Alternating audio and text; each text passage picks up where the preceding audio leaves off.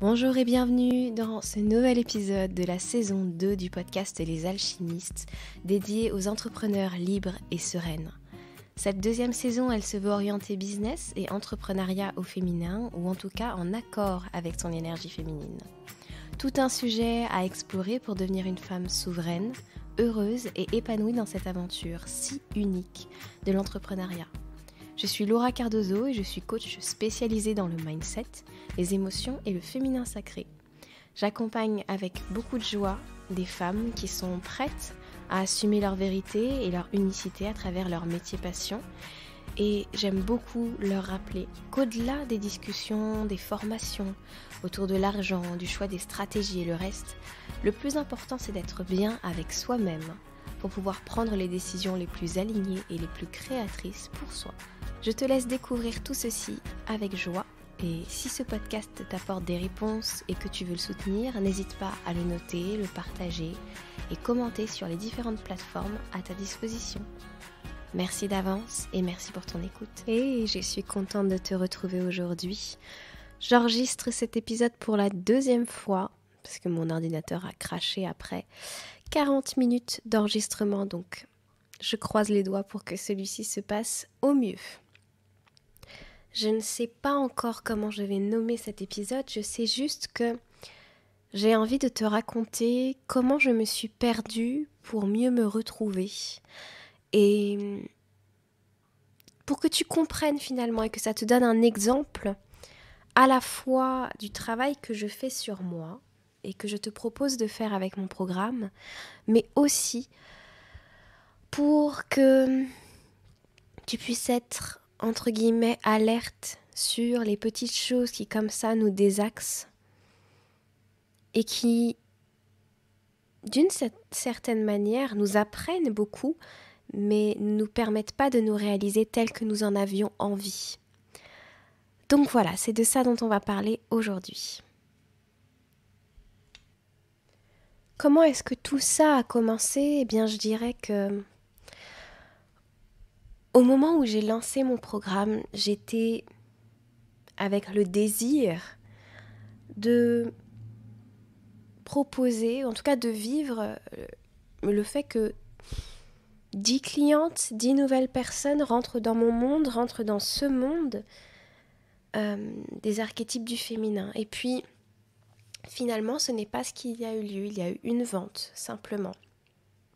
Au moment où moi, j'étais persuadée finalement que ça allait parler à énormément de femmes et que c'était exactement ce dont elles avaient besoin et je le suis toujours en fait finalement persuadée de ça. Mais très vite, ne voyant pas les ventes arriver, mon mental a pris le dessus. Mon mental et mes peurs ont pris le dessus. Et j'ai cherché des solutions. J'ai cherché des solutions auprès de coachs, dans des sessions de coaching, dans des masterclass payantes. J'ai écouté, j'ai essayé de mettre en place ces choses. Mais j'ai oublié la plus grande partie de l'enseignement que je veux transmettre. Donc ça me semble être une histoire extrêmement importante aujourd'hui, parce que je pense que si tu as en tête un petit peu ce qui a pu m'arriver et les leçons que j'en ai apprises, qui m'ont marqué, certainement toi aussi, le jour où tu commenceras à te désaxer de toi-même, tu le reconnaîtras. Ce qui a pu m'arriver, c'est tout simple, c'est juste que, ayant peur de ne pas faire de vente dans une période de ma vie où il n'y avait plus beaucoup d'argent qui rentrait et où je commençais à contracter des dettes auprès des gens que j'aimais, je suis entrée vraiment dans une très grande peur, parce que finalement c'était ma plus grande peur, ça, c'est d'un jour ne plus être capable par mes choix d'assumer ma vie, d'assumer mon loyer et de devoir demander à quelqu'un de le faire pour moi, même temporairement, même si je devais le rembourser. C'est lié à une blessure d'enfance, c'est lié à mon parcours de vie et cette blessure finalement elle était là à me titiller chaque fois que j'observais que je ne faisais pas de vente. J'observais que des gens étaient très intéressés par mon travail. Il y a eu plus de 200 personnes qui ont fait les tests pour savoir quels archétypes elles utilisaient le plus dans leur entreprise. Il y a eu des vingtaines d'inscrites à la masterclass gratuite, à l'espèce de mini-programme que j'avais mis en place. Voilà, il y a du monde qui s'intéresse à mon travail, mais je ne faisais pas de vente. Et là, vraiment, chaque fois que j'observais que je ne faisais pas de vente, je croyais qu'il y avait un problème en moi, je croyais qu'il y avait un problème dans ma communication, je voulais régler ce problème. Et très vite, je n'ai plus foi en moi, je n'ai plus vite eu confiance et j'ai eu envie, j'ai ressenti le besoin de me tourner vers les autres pour avoir la réponse à ce qu'il me manquait, à ce qui n'était pas juste chez moi. Je ne me suis plus écoutée. Je n'ai plus été ma propre guide et j'ai donné mon pouvoir de guidance à l'autre qui a sa propre vérité. J'ai donc eu des coachs qui m'ont fait comprendre que même si j'avais envie de me reposer, par exemple, après ce lancement, c'était peut-être pas la meilleure solution parce que c'était un lancement et qu'il fallait faire des ventes et qu'on faisait pas ça, on quittait pas le navire, mais après chacun faisait ce qu'il voulait, mais elle me préconisait pas de le faire. Et j'ai écouté cette version-là, mais je ne me suis pas écoutée moi. J'ai entendu des coachs qui m'ont dit que pour vendre, il fallait que je change ma stratégie parce que je n'avais pas une technique de vente qui faisait que les gens se reconnaissaient comme ayant besoin de ce que j'offrais, parce que je ne venais pas les titiller, je ne venais pas les hameçonner dans leurs besoins, ni dans leurs envies. Et plus que ça, il y a une personne, je pense que là où ça m'a le plus, où j'ai commencé à me réveiller un petit peu, c'est quand on m'a dit, en fait il y a eu plusieurs moments, mais en tout cas l'une des phrases qui m'a le plus choquée, parce qu'elle n'était vraiment pas moi, c'est quand on m'a dit, mais donnez à vos clientes ce dont elles ont envie pour pouvoir leur donner ce dont elles ont besoin ensuite. Un petit peu comme finalement, pardon de la comparaison, mais un petit peu comme par exemple on éduque un chien pour lui faire faire ce qu'on a envie qu'il fasse et ce qu'on croit qu'il est bon pour lui d'apprendre. Donc par exemple être assis, couché, le rappel, etc. On lui donne ce dont il a envie, c'est-à-dire des friandises, on le récompense, etc. etc. Bon, c'est une comparaison comme une autre, mais c'est celle qui me vient maintenant en tout cas. Et ça faisait écho très fortement à quelque chose qui... Ça ne me parle pas du tout, je suis quelqu'un qui croit l'inverse. Je suis quelqu'un qui croit que ma position de coach, ma position d'enseignante aujourd'hui, face à mes clientes, c'est de leur donner ce dont elles ont besoin et pas ce dont elles ont envie. De leur montrer ce dont elles ont besoin, là où elles ont besoin d'aller, même si ça doit respecter leurs envies d'une certaine manière. Ça doit respecter qui elles sont, ça doit... Enfin bref, donc du coup c'est vrai que j'ai frayé comme ça avec des techniques de vente, de marketing, des choses qui ne me parlaient pas, mais parce que je les appliquais en essayant de faire en sorte que ça marche et que ça me parle un petit peu quand même et que ça résonne un petit peu avec ma manière de faire. Donc ces techniques marketing qu'on m'a avancées, c'est quel est le besoin de ta cliente, quelles sont ses peurs. Oui, mais il faut qu'elle se reconnaisse dans les peurs qu'elle a parce que sinon elle ne saura pas que tu es capable de l'aider à traverser ces moments-là. Il faut qu'elle sache que le produit que tu as créé, je déteste ce mot en plus, le produit que tu as créé, il est pour elle. Et donc pour les hameçonner vers ce dont elles n'ont peut-être pas conscience, c'est-à-dire que au lieu de faire un travail sur les techniques de vente ou de réfléchir pendant 20 ans à quel prix elles doivent mettre en place, elles doivent avant tout se connaître et se reconnaître personnellement et se valider personnellement et valider leurs propres croyances et valider leur propre façon de faire. Attire-les en leur disant que tu vas leur apprendre à vendre, à avoir des clientes, à ce que ce soit trop bien et trop manana.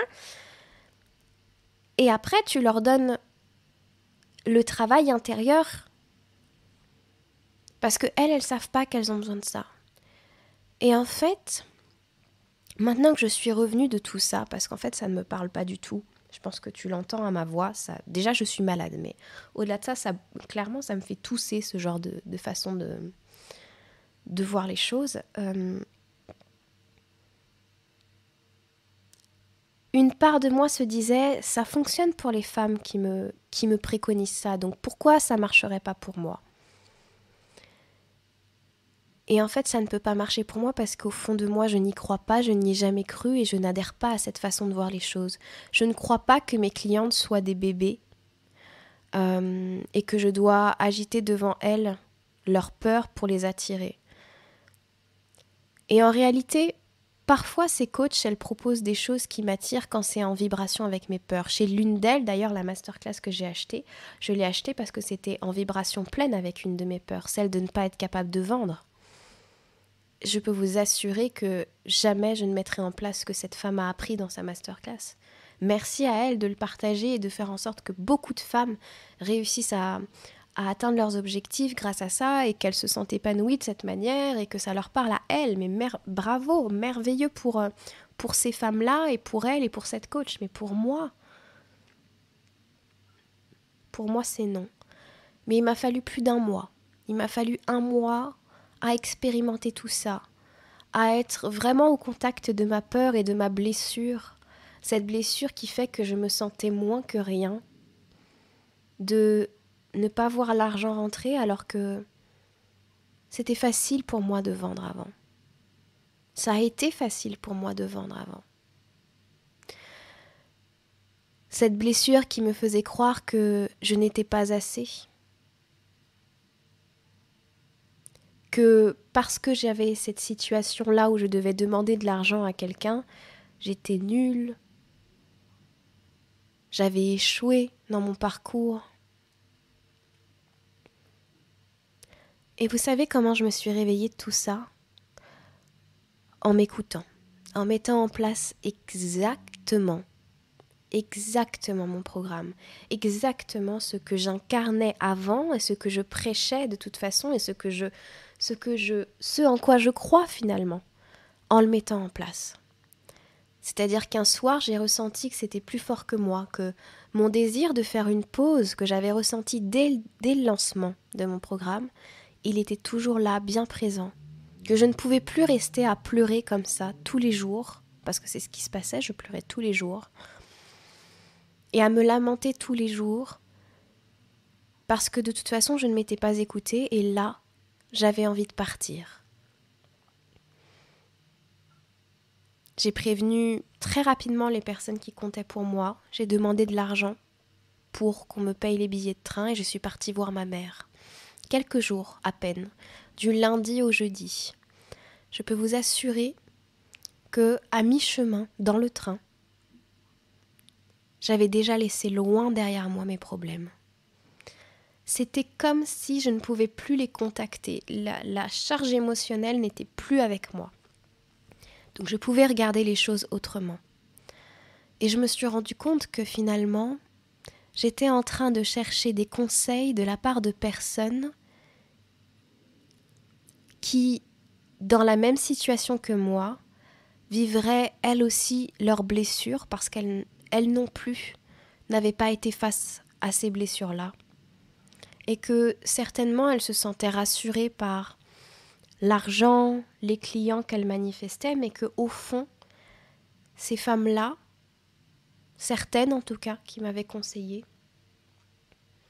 couraient encore depuis leurs blessures intérieures, depuis la même blessure qui moi me faisait courir après les résultats et mettre en place des choses qui ne me convenaient pas. Certainement, ces femmes-là avaient trouvé quelque chose qui leur convenait, mais elles avaient toujours leurs blessures et toujours ce truc à un moment donné où ce serait jamais assez. Elles passeraient toujours à l'étape suivante en se demandant et en se disant que c'est jamais assez, ouais. Sans entreprendre forcément pour le plaisir ou en se masquant ça d'un gros voile gluant de « oui, c'est mon désir, c'est mon plaisir, etc. Je le fais pour expérimenter la vie parce qu'on est illimité et tout ça. » Mais au fond, quand elles me coachaient, je sentais la blessure au fond. Et je sentais qu'elles ne pouvaient pas me coacher, ces femmes-là, sur ce dont j'avais besoin. Il n'y avait que moi qui pouvais me coacher sur ce dont j'avais besoin. Donc prendre ces quelques jours a été vraiment extrêmement libérateur. Ça m'a permis de reprendre le contrôle finalement de moi-même. Où est-ce que je me sens bien ? Comment j'ai envie d'entreprendre ? Comment j'ai envie de parler de mon programme ? Qu'est-ce que j'ai envie de diffuser dans le monde ? Comment j'ai envie de me sentir quand je parle dans mes podcasts ? Tout ça, ça a été des questions extrêmement importantes, mais elles ont été, comme je me mettais sur pause quelque part, que j'en profitais pour lire, pour faire d'autres choses, pour accueillir. C'était des questions qui revenaient à moi, mais qui étaient très vite relâchées parce que la réponse, elle était simple. J'ai juste à être, j'ai juste à incarner mon programme, j'ai juste à vous parler de ce pouvoir de guérison que l'on a toutes en nous-mêmes lorsque l'on revient dans notre alignement et qu'on arrête de croire que les réponses sont ailleurs qu'en nous. Et c'est ok de te perdre pendant un moment, c'est ok de te perdre parce qu'il y a une blessure qui se réveille, tant que tu sais que tu peux revenir à toi à tout moment. Par une décision qui est complètement en toi, complètement de toi. Et ma plus grande crainte finalement, et ma plus grande peur, c'était de croire que personne ne voudrait de ce programme. D'ailleurs, c'est ce qu'on m'a dit, c'est ce qu'une coach m'a dit. Personne ne voudra prendre ton programme parce que personne n'en voit la valeur, puisque tu ne réponds pas à une de leurs... à ce dont elles ont envie et à ce qu'elles croient être leur problématique. Je peux vous dire que ça m'a vraiment blessée qu'on me dise ça.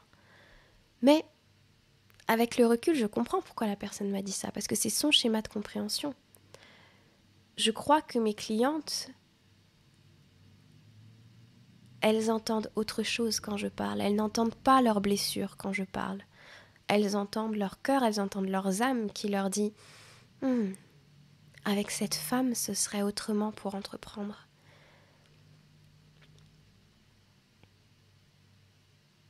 Je crois pas qu'on ait des problèmes pour la vente, qu'on ait un problème de communication. Je crois pas qu'on ait un problème ou que j'ai un problème avec le marketing ou quoi.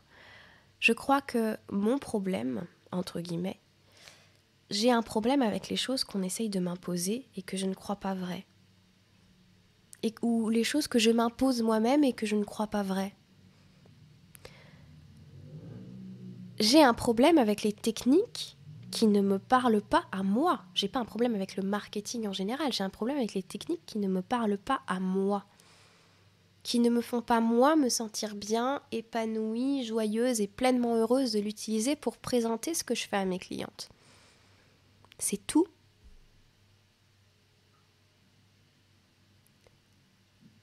Et finalement, mon programme, mon envie, mon désir et ma transformation de ces quelques jours, ça a été de me remettre dans ce pouvoir créateur, ça a été de se remettre dans ce pouvoir de « c'est moi qui décide, c'est moi la grande prêtresse de mon entreprise ». Et tu veux savoir ce qui s'est passé à ce moment-là ? Pendant ces quelques jours, j'ai reçu un mail, on m'a demandé de coacher davantage. Donc j'ai reçu, pendant ces 4 jours, l'opportunité de coacher un peu plus et de gagner 500 € de plus sur mon chiffre d'affaires du mois. C'était déjà magique pour moi. Et puis, pendant ces 4 jours, j'ai l'assurance de ma voiture qui m'a appelée pour me dire que l'accident que j'avais eu le week-end précédant mon départ, je n'étais pas responsable, ce que je savais, et que si je le souhaitais, je pouvais soit emmener ma voiture au garage pour une réparation, que je n'avais rien à payer, soit toucher directement l'argent de la réparation et laisser ma voiture en l'état. Je ne savais pas ce que je pouvais, ce qu'allaient être les indemnités, parce que honnêtement, ma voiture, elle est cabossée de partout. Ça ne me dérangeait pas qu'elle reste en l'état. Et je il n'y avait pas, selon moi d'ailleurs, selon mon œil à moi, il n'y avait pas grand-chose en termes de réparation sur ma petite Cahouette, quoi. Et puis quand je suis revenue de mon voyage de quelques jours, l'assurance m'a appelée pour me dire qu'il me remboursait 1300 €, me donnait 1300 € d'indemnisation sur l'accident que j'avais eu. Je n'ai rien fait pour tout ça.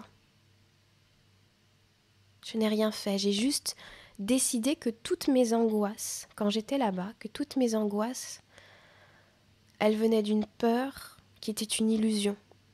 Que ce que je me racontais sur moi-même était une illusion. Et que mes clientes, elles allaient venir à moi. Qu'on allait être alignées, que ma façon de faire et ma façon de présenter les choses, ça allait attirer mes clientes de cœur.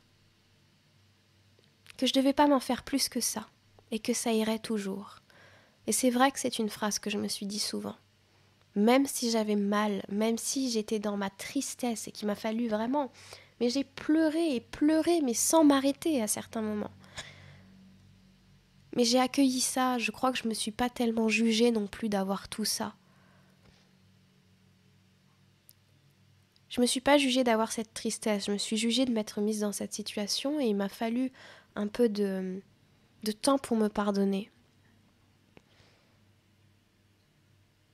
Mais dans le fond, je me disais, tout ira bien de toute façon. Je savais que j'étais en train de pleurer pour des choses qui n'étaient pas importantes, vraiment au fond. Et qu'il y aurait des situations et qu'il y aurait des solutions autour de moi et que ça se passerait bien. Je le savais. Mais je pleurais comme si je pleurais depuis ma tête. Et que mon cœur essayait de me calmer, de m'apaiser constamment. Et je crois sincèrement à tout ça. Je crois sincèrement que si j'ai mis en place ce programme, c'est pour moi-même et pour les autres, pour traverser ces moments-là où on se désaligne, pour traverser ces moments-là où on se raconte des choses sur nous-mêmes. On se raconte des histoires, on est dans l'illusion, on pense que parce qu'on n'a pas fait ceci comme il fallait ou comme on le souhaitait, ou parce que nos désirs, par exemple j'avais le désir de gagner un jour 10 000 € par mois pour soutenir le style de vie que je veux. Ça me met en joie, ça me fait plaisir. Je me dis que je pourrais engager quelqu'un aussi. Et en fait, ce désir n'était plus un désir, c'était devenu un besoin. C'était activé par ma blessure, c'était devenu un besoin que je devais réaliser, sinon je n'étais pas assez digne, je n'étais pas ta. Mais tout ça, c'était ma blessure qui parlait. Quand je sais que je ne suis pas cette blessure, que je ne suis rien de tout ça, et que aucun de mes désirs ne peut me combler à l'intérieur, que je suis la seule à pouvoir me combler, il y a une paix qui s'installe. Et je suis dans cette paix aujourd'hui pour te parler. Il y a une sérénité, il y a quelque chose de déposé. Alors oui, j'ai des désirs, oui, j'ai des envies, et elles sont peut-être les mêmes. Mais mes actions changent, parce que je ne crois pas à l'histoire que mon mental et que mes blessures se racontent. Je crois à la complétude que je ressens en moi et que j'ai trouvée en moi-même. Donc quand je te parle de mon programme, ça se ressent dans l'air. Quand je commence à croire qu'il y a des femmes qui perçoivent les choses de la même façon que moi et qui ont envie d'une guide comme moi, je reçois des messages de ce genre-là. Je reçois des personnes qui me disent « Oh, quand je lis tes stories, j'ai envie de hurler de joie. » Et peut-être qu'on ne travaillera jamais ensemble, mais juste on se reconnaît. On se reconnaît dans le fait que nous, on n'a pas besoin ou pas envie d'activer les peurs des gens. C'est déjà pas simple d'être avec ses propres peurs.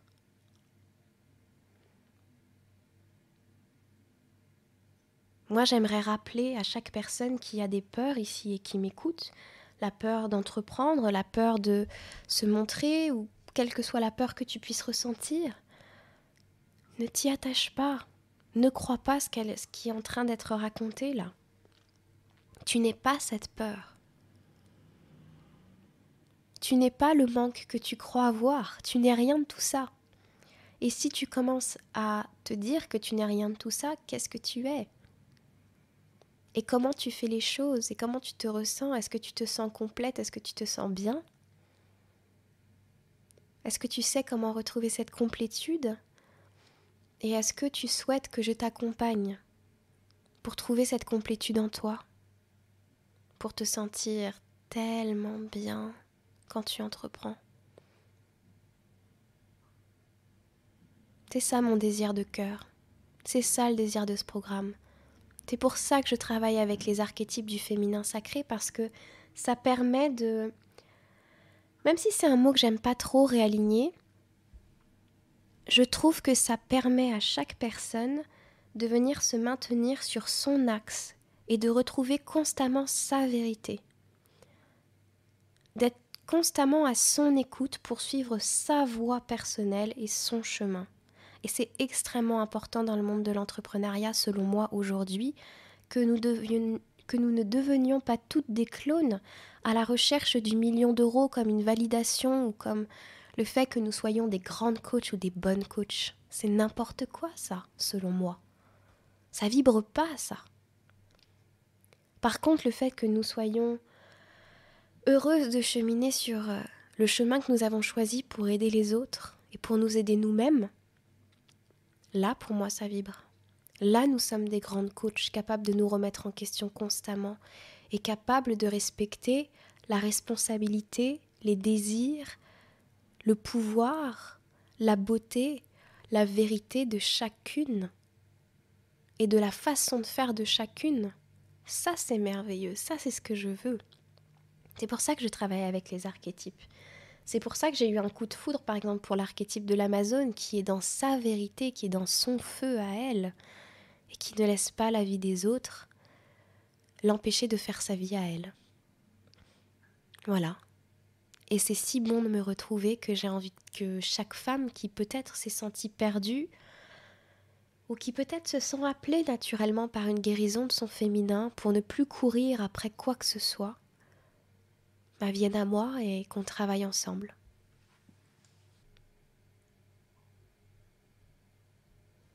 Il y a vraiment quelque chose qui s'est passé aussi dans les dernières semaines, c'est que naturellement, que ce soit via mes clientes ou via des clientes d'autres personnes pour lesquelles je coach, je perds mes mots, toutes les femmes qui sont venues à moi, c'était pour travailler sur leur féminité, sur leur féminin sacré, sur leur capacité à être, sur leur vulnérabilité.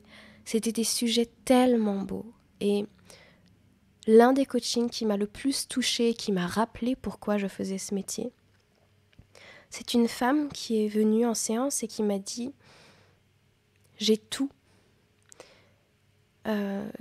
J'ai 2 entreprises, l'une d'elles, j'ai réussi à tout déléguer, il n'y avait plus de mail, il n'y avait plus rien.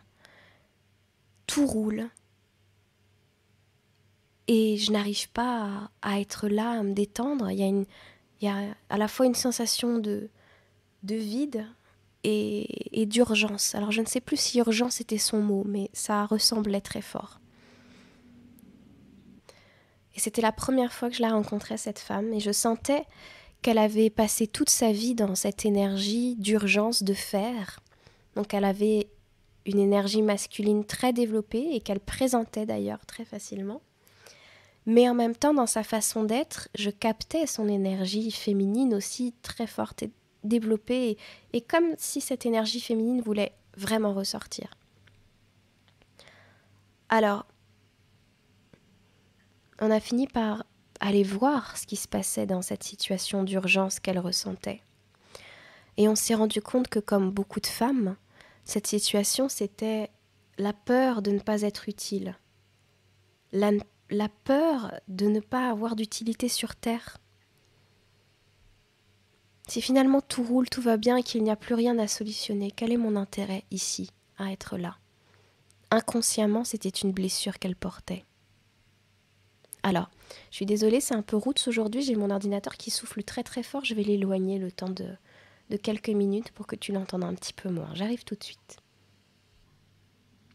Et la magie du montage, normalement tu n'entends pas ou plus trop ou d'un peu plus loin cet ordinateur. Quoi qu'il souffle très très fort quand même. Bon, c'est pas grave, désolée. Et cette femme, je crois à son visage, à son expression, à ce qu'on a pu traverser ensemble pendant, je pense, les 20 minutes de coaching qu'on a eues. Elle s'est sentie soulagée d'avoir enfin mis le doigt sur ce qui la faisait courir depuis des années, sur ce sentiment d'urgence qu'elle avait à faire depuis des années. Alors bien sûr, elle avait une belle conscience de son féminin quand même, donc je crois qu'elle avait créé, malgré tout, grâce à cette blessure, des choses très très belles. Mais elle se ressentait dans cette urgence continuelle. C'est pas pour sa capacité à manifester plus qu'elle reconnaissait cette blessure. C'est pas pour sa capacité à faire mieux, c'est pour sa capacité à vivre mieux sa vie, à vivre libérée et consciente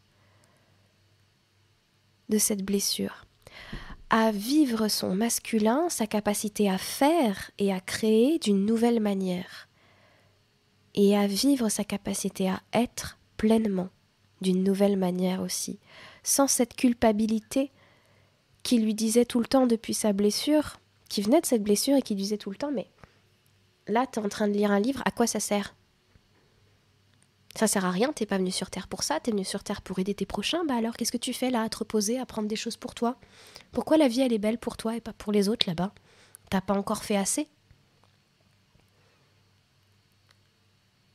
C'est pas un schéma conscient. C'est pas un schéma que l'on voit tout de suite. Mais quand on est capable de le voir, on guérit à la fois la part de nous qui demande à être pleinement et la part de nous qui est dans le faire et qui nous permet de manifester les choses parce qu'on les fait différemment. Plus depuis cette urgence comme elle le vivait. Et pour ma part, plus depuis cette sensation du manque. Plus depuis les larmes, mais depuis la sensation et la véritable compréhension que ce sont des illusions. Nous ne sommes pas ces blessures-là. Nous sommes complets. Il ne nous manque rien. Et quand on a compris ça, quand on a vu un petit peu à 360 degrés dans son entreprise et dans sa vie, comment ça participe cette blessure ? Comment ça a participé dans le beau, c'est-à-dire dans cette parfois urgence à faire qui nous a amené à avoir beaucoup de résultats, parce que beaucoup de travail peut aussi dire beaucoup de résultats, évidemment, pas seulement beaucoup d'agitation dans le vide.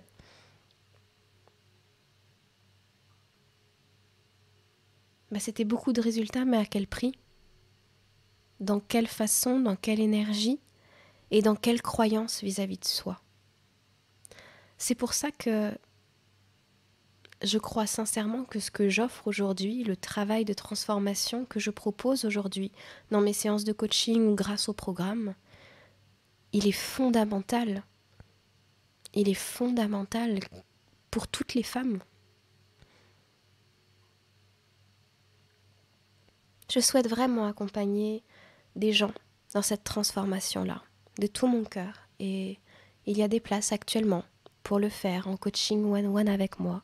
Donc ça veut dire que vous avez accès à mon programme et toutes les semaines, pendant 3 mois, on se retrouve pour travailler ensemble. Pour échanger. Pour aider à venir équilibrer le féminin et le masculin, pour guérir le féminin et le masculin. En respectant votre essence, votre façon d'être. Moi, j'agis comme un miroir qui vous renvoie un petit peu ce que vous projetez dans le monde et qui vous amène à réfléchir, à vous déposer au bon endroit, finalement. Au bon endroit pour vous. Encore une fois, pas au bon endroit selon moi, au bon endroit pour vous. C'est un accompagnement qui coûte 3 000 € avec le programme. Et j'ai réfléchi la nuit dernière et je me suis dit aussi que certaines personnes peut-être se disent « Je me sens de faire cet accompagnement, mais peut-être pas tout de suite, j'ai envie de découvrir le programme avant. » Si c'est ton cas, tu peux très bien travailler sur le programme en premier. Tu payes les 1 000 € du programme. Tu peux faire que ce soit pour 3 000 € ou 1 000 € en plusieurs paiements. Et ensuite, si tu te sens de continuer en coaching, tu m'envoies un message et on en parle ensemble. Et si j'estime que c'est OK, tu payes simplement la différence entre les 1 000 et 3 000 €, donc 2 000 € pour accéder au coaching. J'ouvre 3 places en coaching one-one. Donc, si ça te parle, envoie-moi un message sur mon compte Instagram, lauracardozo.fr, va sur mon site internet, envoie-moi un mail, on en discute. En tout cas, j'espère de tout cœur que cet épisode t'aura apporté vraiment de belles choses, à la fois la réassurance que finalement, quand tu te perds, tu ne peux que te retrouver, puisque tu te connais bien et qu'à un moment donné, tu ne peux pas être autre chose que toi. Donc de toute façon, tu reviendras dans ton axe. J'espère sincèrement t'avoir donné ça si jamais tu te sens perdu. J'aimerais t'avoir donné la foi, vraiment la foi, que tout ira bien. J'aimerais aussi, si tu ressens l'appel, t'avoir donné la force et le courage de rentrer en contact avec moi et tellement d'autres choses vraiment très très fortes et très belles dans cet épisode, et notamment le fait que ne confonds pas un désir, un objectif que tu as avec un besoin. N'en fais pas un besoin, ce n'est pas le cas. Ce n'est pas le cas. Allez, je t'embrasse fort et j'espère te retrouver en pleine forme, parce que je ne sais pas si tu l'as entendu, mais j'ai la voix très fatiguée. Je te retrouve la semaine prochaine. Ciao, ciao.